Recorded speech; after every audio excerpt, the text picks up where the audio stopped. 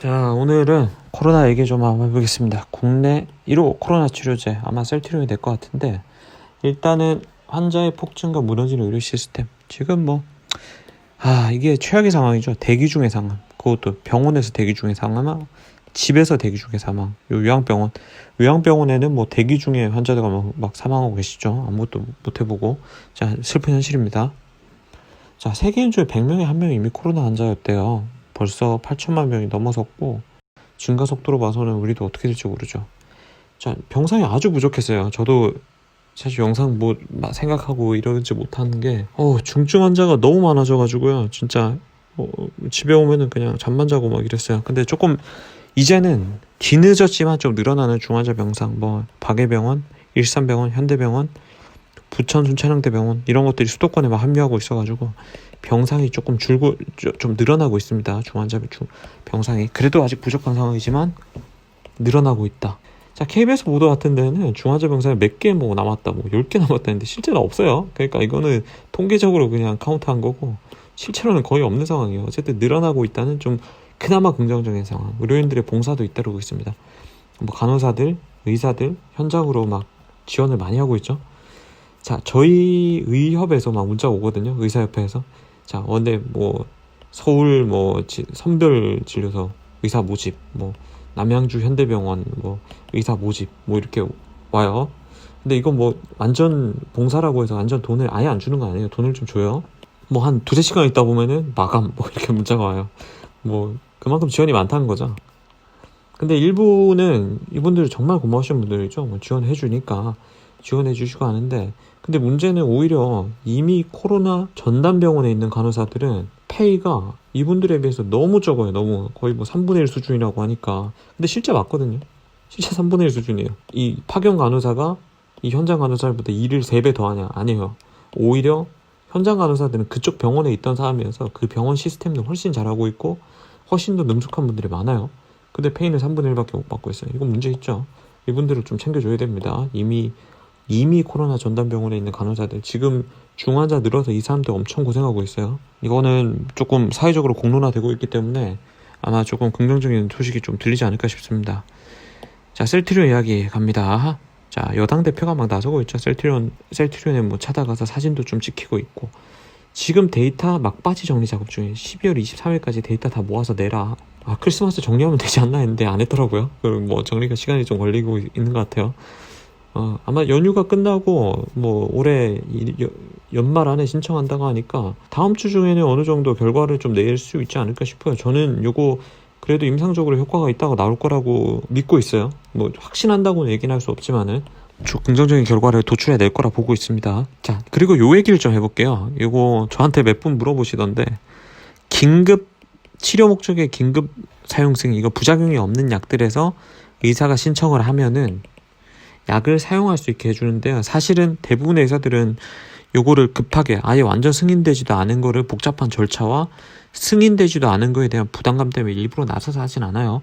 근데 이거 2군데서 하셨더라고요. 서울 아산병원, 그 다음에 서울 상계백병원, 요 2군데서 했더라고요. 이게 워낙에 공론화되고 있고 언론에서도 많이 다뤄지고 있기 때문에 치료 목적 사용 승인되는 사례가 조금 있었어요. 요거는 환자가 있으면은 그 의사가 이제 거기에 이 약을 한번 써볼 수 있다 생각해서 식약처에 신청해요. 요거를 들었는데요. 신청하고 얼마나 빨리 승인해 줬냐면은 공무원들의 영업일수로 거의 그날 바로 승인해 줬다 그러더라고요.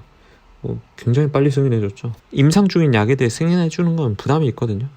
하지만 이거를 빨리 승인해 줬다는 거는, 근데 이게 보면은 만약에 토요일에 신청했다면은 월요일에 승인되면 약이 화요일 정도에 오겠죠. 아니면 빠르면 월요일 밤에 오거나. 자, 그러면은 요게 임상이 7일 이내 환자, 증상이 있고 7일 이내 환자의 투여 기준인데 저희 날짜를 좀 넘어버릴 수도 있어요. 그런데 이거는 지금 사실 요거는 크게 의미 안 두셔도 됩니다. 요게 긴급 사용 승인이 엄청나게 큰 의미가 있다고 해석하시는 분도 있는데, 요거는 크게 의미 안 두셔도 됩니다. 요 자체가 아산병원이라는 국내 탑 병원에서 이걸 신청했다는 거에 대해서 굉장한 의미를 부여할 필요는 없어요. 이거는 앞으로 가야 될 큰 진보를 이뤘다고는 볼 수는 없습니다. 안정성이 입증된 약을 식약처에서 엄청나게 빨리 승인, 전사 입력하고 굉장히 빠르게 승인해 줬다는 거, 식약처에서도 좀 조금 밀어주는 것 같은 느낌이 들죠. 예. 다만 셀트리온 환자 기준 증상발이 7일 이내.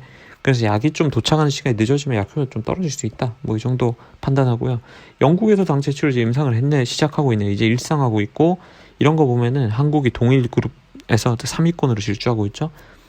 리제너론, 일라이릴리, 셀트리온 요거 3개 회사가 지금 탑 티어로 가고 있는 거고요. 자, 투여 대상자들 한번 보겠습니다. 영국은 요렇게, YTN 보도는 요렇게 나왔거든요.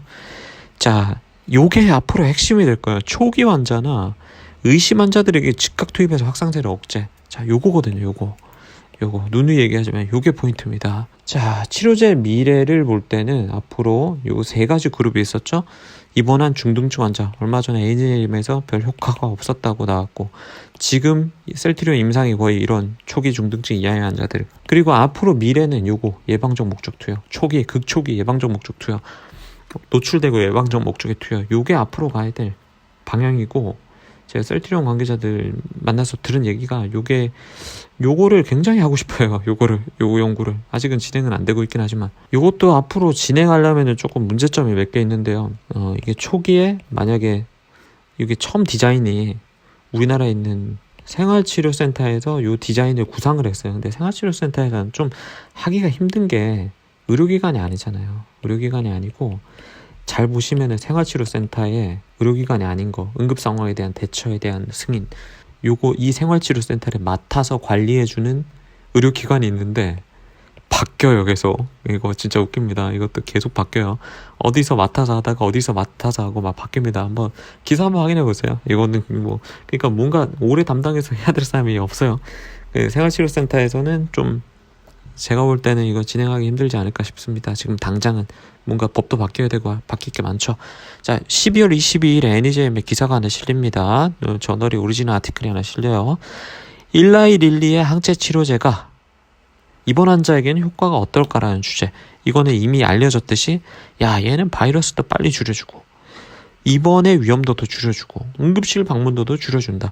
야, 근데 입원 환자에 한번 투여해보자. 입원 환자들도 좀 좋아지지 않을까 하고 투여해봤어요. 어떤 걸 봤냐면은 임상적 회복, 단기간 내 임상적 회복, 9시간 이내에 얼마나 회복을 많이 할까, 누적 환자. 그 다음에 나쁜 이벤트 발생을 얼마나 줄일까. 그래서 1대1로 나눠서 314명 정도의 투여했어요. 100% 1대1은 아니지만 거의 1대1로 나눠 투여했습니다. 위약, 그 다음에 항체 치료제 1대1로 나눠 투여했는데, 환자가 증상 발현하고 12일 이내 입원 환자예요. 자, 이게 다른 게 있죠. 셀트리온 며칠이었죠? 7일. 요게 왜 이렇게 잡았나 모르겠어요. 조금 아쉬운 부분이죠. 자, 초기에 이런 5일간의 임상적 호전, 회복이 얼마나 빠르냐, 입원 중 40일간 정도로 봤네요. 여기 그래프로 봐서는. 자, 이것도 40일 이상의 퇴원율. 자, 차이가 있었다 없었다? 차이가 없었다. 그래서 입원 환자에게서는 뭐 큰 이득이 없댔다. 왜 이득이 없을까? 그래서 이분들이 제시하고 있는데요. 결론적으로는 나도 몰라요. 나도 왜 효과 없었는지 모르겠다. 근데 추측은 한번 해보자. 자, 이게 항체가 감염된 조직으로 침투가 적거나 느렸다. 뭐 그렇다면 어떻게 해야 될까요? 다른 방법을 찾아보도록 했죠. 정맥 주사가 아니고 흡입 형태거나 또 용량에 좀 차이를 둔다거나 이런 방법도 생각해 볼 수 있을 거고. 그러니까 원래 얘는 약효가 좀 적다. 뭐 그럴 수도 있겠고. 또 이런 것도 제시해요. 항체의 중화 능력을 회피하는 뮤턴트 바이러스가 나타나더라. 뭐 요거 때문에 약의 효과가 없을 수도 있겠구나. 뭐 이건 다 근거는 없습니다. 다 자기들이 추천한 겁니다. 그래서 항체 자체가 위험이 돼서 항체 자체가 부작용, 오히려 해로운 효과가 있을 수가 있다라는 걸 좀 제시할 수도 있고, 항체 의존 반응, 면역 증가가 원인이 되어서 오히려 염증을 올려버릴 수도 있겠구나. 뭐 이런 가능성을 제시하고 있고, 추후 연구가 필요하다. 그러니까 자기도 모르는데 이런 것들을 한번 생각해보자. 이 정도 수준으로 해석하면 될 것 같아요. 자, 앞으로 가야 할 길이 멉니다. 앞으로 가야 할 길이 멀고, 제 개인적인 바람은 요게 승인이 되고요. 아, 이게 괜찮다면은 앞으로 요런 분들에게 좀 했으면 좋을 것 같아요. 요양병원 환자들은 돌아가세요. 이게 약 걸리면은, 야, 이게 정말 뭐 손 쓸 수도 없이 그냥 계속 코스가 나빠지면 돌아가시니까, 이런 분들이 극초기에 진단했을 때 아예 항체 치료제를 써버려서 요걸 억제해버리면은 어떨까. 뭐 이런 셀트리온 자체 회사 내에서도 이런 것들을 크게 목표로 하고 있으니까요. 앞으로 진행은 이렇게 될 겁니다. 진단과 동시에 이렇게 투여되는 연구가 필요하지 않나. 그러니까 아주 극초기에 진단되거나 아예 뭐 명백하게 노출된 환자들한테 뭐 투여해보는 그런 연구들이 필요하죠. 그러면 만약에 이게 효과가 정말 좋다면은 지금 요양병원에서 막 코호트 격리에서 막 갇혀 있다가 대거 발생해서 할머니들 할아버지들 돌아가시는 거 막을 수 있겠죠. 이러면은 앞으로 이 방향이 좀 잘 진행돼야지 사망률을 확 줄일 수 있고 어르신들 돌아가시는 걸 좀 막아줄 수 있을 거예요. 요양병원에 있다고 다 무슨 뭐 돌아가시기 직전의 환자들 아니에요. 말씀도 잘하시고 식사도 잘하는 분들 태반입니다. 뭐 원래 돌아가실 분 이렇게 생각하면 안 됩니다. 코로나로 돌아가신 분들, 근데 이런 분들이 돌아가시니까 문제가 되는 거죠. 자, 오늘은 이런 항체 치료제에 대한 얘기도 해봤고 지금 코로나 상황에 대해서도 한번 얘기해봤습니다. 여러분들 뭐 연휴 잘 보내시고요. 또 한번 뵙겠습니다. 닥터 한무치였습니다.